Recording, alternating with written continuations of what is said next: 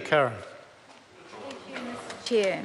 Well, Mr. Chair, I too have been looking through Part 6 of this bill in relation to the changes, the amendments to the Accident Compensation Act 2001.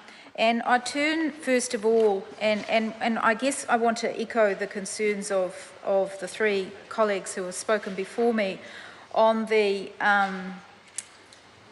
concerns particularly around the reduction in levies and the impact of ACC levies, but then on the one hand, but the ability for the charging of fees for participation in workplace incentive programs on the other, and whether or not this is a robbing Peter to pay Paul approach.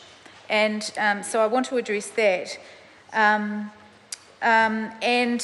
also to address the, just to follow on from what my colleague Damien O'Connor said around clause 174C, particularly brackets 2, around the powers of the minister to determine what should and shouldn't be a workplace incentive program, and to try and unpick that a little bit, or to ask questions and hope that the minister actually can provide some explanations or even examples of how those powers actually might work. Turning to the commentary in this bill around workplace incentive programs, when there was the recommendation around amending clause 244, which amended that very big section at 174A into the Accident Compensation Act, the new section allows the Accident Compensation, the ACC, to charge fees for participation in workplace incentive programs. And incentive programs would, but it said that incentive programs would be optional for businesses. So, and this, of course, then they use the word flexibility, which always raises a bit of a red flag.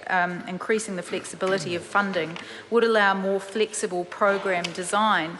And then going to the minister's powers on that, presumably then the minister would be able to determine what was and wasn't an appropriate program according to the broader objectives of the government, whatever that means.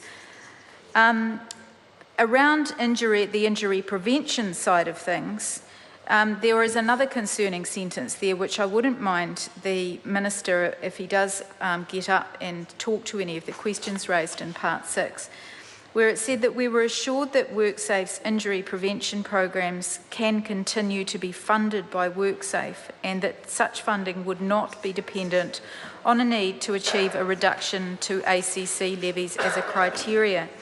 Well, I think that's sort of a really key part of this, of Part 6 of this bill, where that assurance, what lies behind that assurance, and what is the minister's views on that, and because I think that just going to the robbing Peter to pay Paul side of things, that if WorkSafe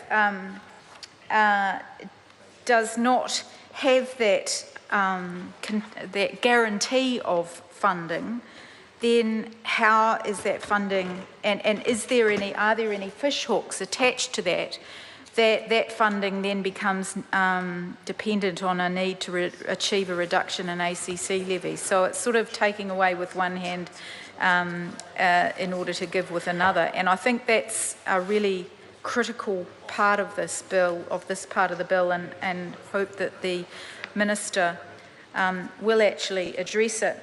Going to the minister's powers, in 174C brackets 2, the minister may consider any relevant factors, and just looking at this and not having anything much to do with this bill, wasn't on the select committee, etc. They look like very wide powers for that to be given to the minister, and I'm a bit concerned about the particularly in brackets B there, which is how the proposed, Mr Chair. Clear, Karen. Thanks, Mr Chair. How the proposed workplace incentive program aligns with the government's broader objectives. Well, what does that mean? And I think that's a valid question to ask this minister as to how does, in the chair, what does that mean? And how does that fit, for instance, with agriculture? To give an example, as to where the workplace incentive programs that may be developed around the reduction of accidents in agriculture, particularly in sheep and beef and dairying parts of the industry.